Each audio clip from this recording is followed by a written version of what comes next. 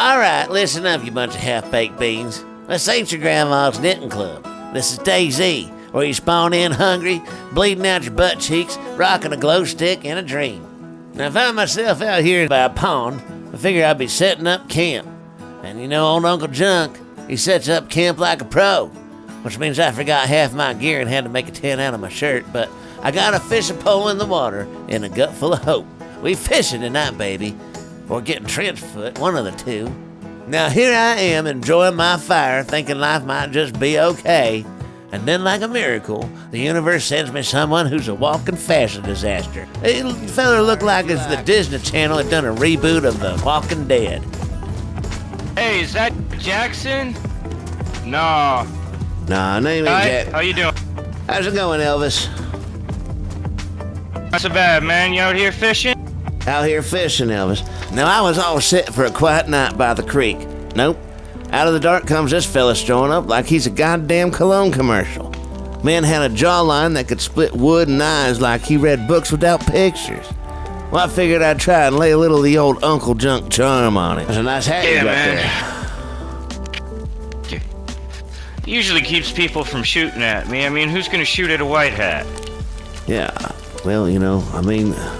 Stop him from robbing me, accosting me, causing me all sorts of problems, but hey, what can you take what you can get?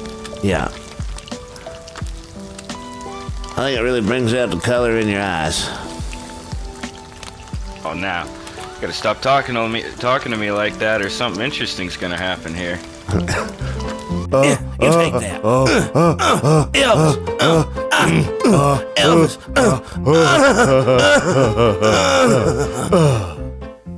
Well, we done our pleasantries and we said our goodbyes. Uncle Junk's headed west to see what's going on in the next town. Who knows? Maybe we'll find ourselves an open Walmart or a 7-Eleven.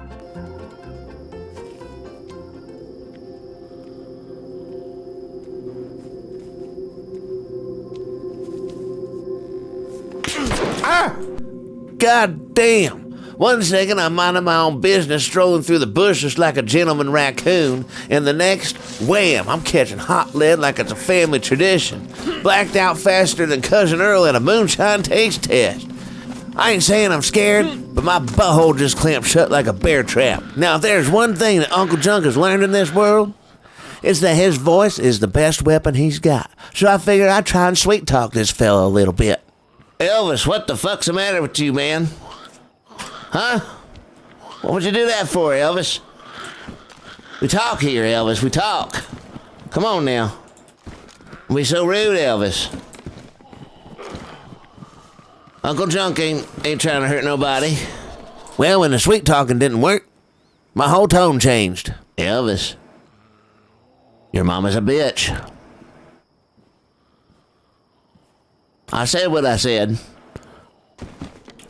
Well, Uncle Junk's gonna make a run for it. Can't stay in here all day. Well, plan B. Haul ass. And when I say haul, I mean both cheeks engaged. I'm running like the IRS found my moonshine barn now.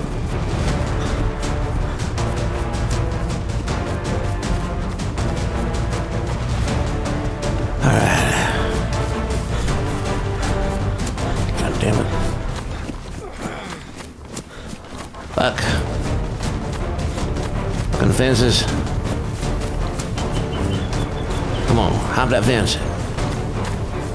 Damn it, Elvis.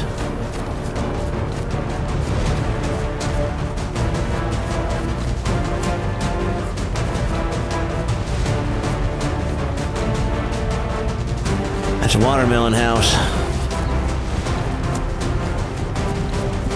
Going in. Well, there's a house just sitting here like it owes me a favor. Figured I'd head inside and then figure out what in the blue-bellied hell's my next move.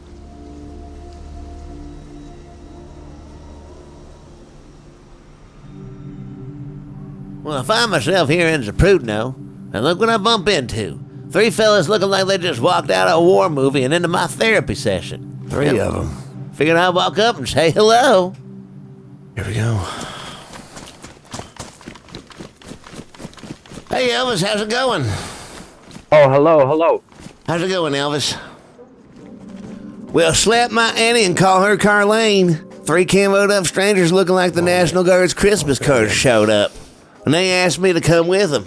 I didn't even have to beg them or show them my emergency stash of beef jerky. Pretty nice, don't they? Now, there's safety in numbers.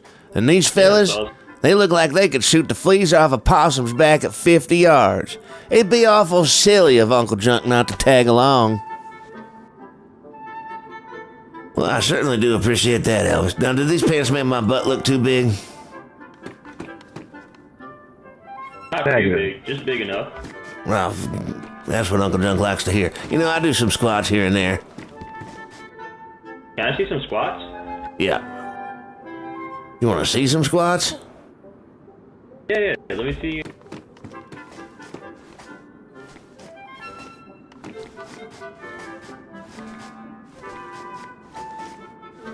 Just like that. Just like this. Yeah. Just like that. Oh, I'm feeling burned. Yeah. They call those split squats, Elvis. Split squats. Split squat? Split squats. Yeah. Usually you take your leg there that you got bent, you put it up on like the stairs or something like that, or up on your weight bench. Grab a hold of some weights and then just the down and up. What are you doing, guys? Split squats, Elvis. Split squats. Yeah. Yeah.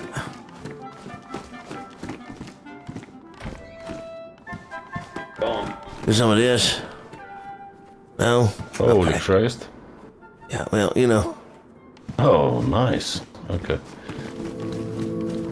This is our old base. Oh, okay.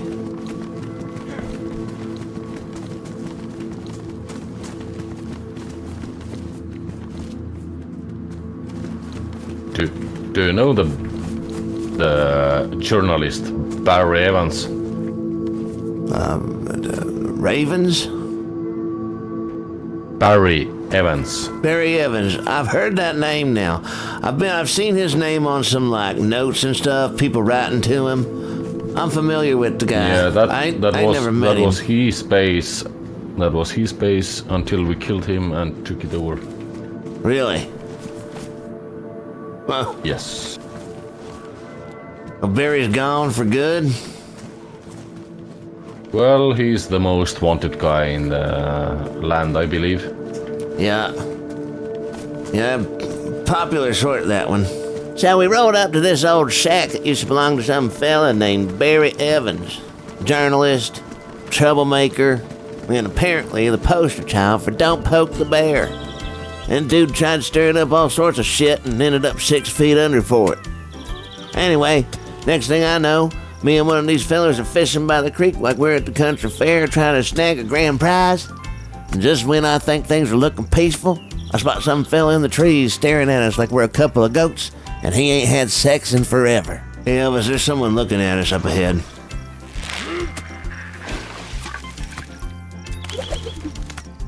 Alright, I see.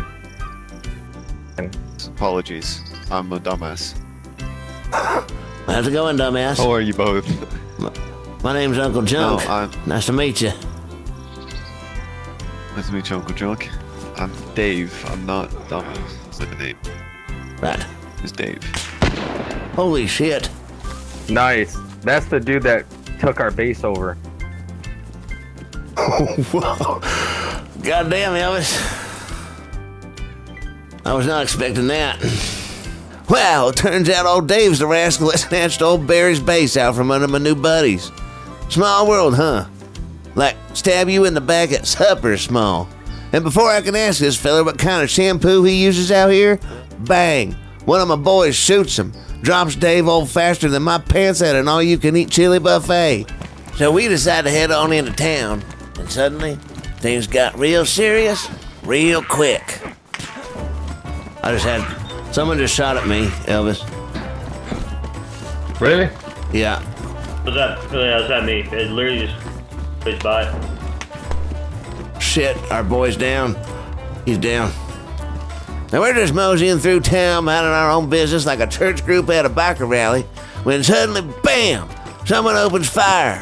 and we dive for cover like frogs on a frying pan, and one of our boys takes a bullet right to the junk meats. Dropped like a sack of wet possums, too. Now, I don't know who's shooting, but something tells old Uncle Junk that it's Dave's little fan club, and they ain't bringing casseroles.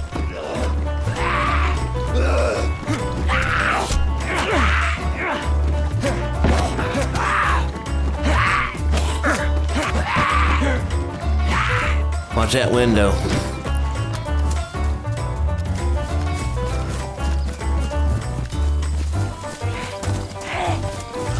Now bullets is flying like meth rumors at a family reunion.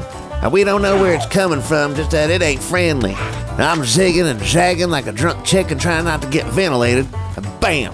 Another one of our boys takes a lead nap right in front of me. And I damn near pooped my soul out. Holy shit, Elvis. Where'd that come from? Well, I'm over here sweating gravy and wondering if ghosts can get PTSD.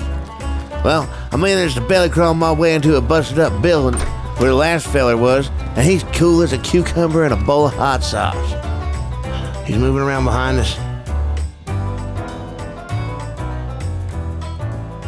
He's in the playground area. Moving away.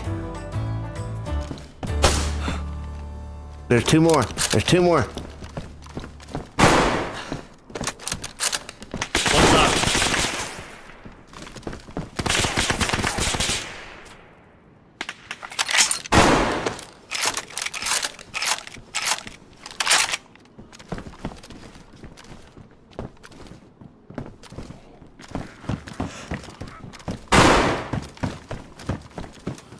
Now I'm hunkered down, heart thumping like a drunk raccoon in a dryer, and I hear something, a voice, plain as day. Well, I needed confirmation, and I heard that. So I mosey on up to cool as a cucumber, and I whisper to him, Elvis, they're talking to each other. Are you talking? Yep, that's confirmation. I heard him talking. Either that, or this fella just volunteered to catch bullets for science. Either way, I'm officially out of friends, and I ain't bulletproof. Well, I figured I'd give one last friendly shout out, thinking maybe we could talk this out like civilized hillbillies. Elvis, is that you? But nope, nothing but silence. So I start tiptoeing out of there like a raccoon leaving a crime scene. And then bam, I see him, he sees me, and the next thing I know, lights out like Grandma's front porch after she forgot to pay the bill. And if y'all can still hear me, that means one of two things. Either I'm dead, or somebody's patching my dumbass back together with duct tape and a prayer. So if you hear gunshots, the sound of a grown man weeping, and someone yelling, I'm just passing through, that's either me or somebody wearing my pants, goddammit. Either way, you keep your rice packets hidden, your beans guarded, and for the love of all that's holy, don't trust no man named Dave.